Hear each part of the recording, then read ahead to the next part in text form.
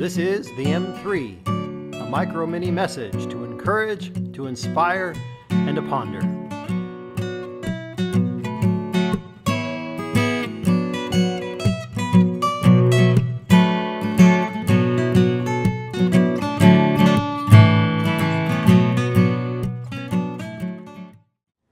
Hey, thanks for taking the time to watch the M3. I know it has been a long time since I've shared one of these videos and a chance for us to reflect, but it's after Easter. Easter is the season of the resurrection. It's time to resurrect the M3. You know, if there's one thing that would describe us as Americans as probably more common than anything, is that we are tired.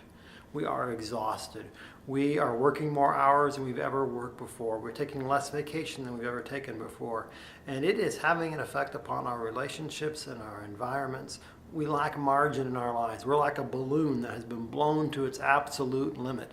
And when something happens in our life, one little thing, somebody says something, a car cuts us off, all of a sudden it hits that balloon and we haven't got any pressure and it just explodes, and we find ourselves being angry and tired and frustrated. And we don't even know why.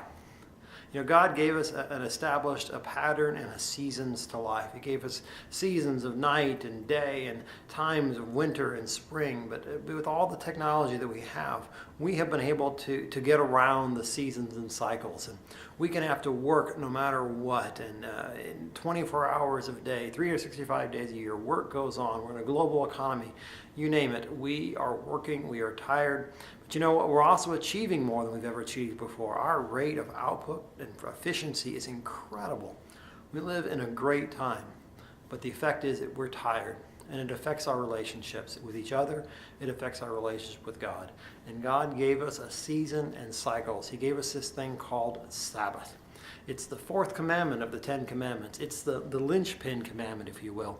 The first 3 commandments talk about our relationship with God. The last 6 talk about our relationship with each other. What is critical is that one in the middle. It's the one commandment that all of us are okay with breaking, the commandment to rest. When God created this world in Genesis chapter 1, he tells us a beautiful story of creation. And with each day, God says, it is good. And after creating humanity on the 6th day, he says it is very good. And in fact, God says it's all done. It's complete. And now, humanity, take a break. The first thing humanity was called to do was to rest in the holiness of God, trust God.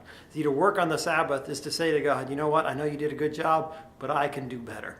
And it's to try to take the place of God, and it's a sign of our lack of trust in him. But God calls us to Sabbath. What would it be like? What would it look like for us? What would it look like for you to live a life that you have margin, to not be stressed, to not be tired, to live a life where you just feel whole and complete? That's our challenge of where we're at this week and where we are here as a church. This week we're talking about the challenge. Next week we'll talk some more about why, and then move into how we actually do this thing called live a Sabbath. Question for you to ponder this week and to think about. And this question is this: what is it that only you can do? Well, think about your life. If you can get a minute or two, step aside, maybe write it down and answer this question. What is it that only you can do? Have a great week. Thanks for watching the M3, and we're excited to be back.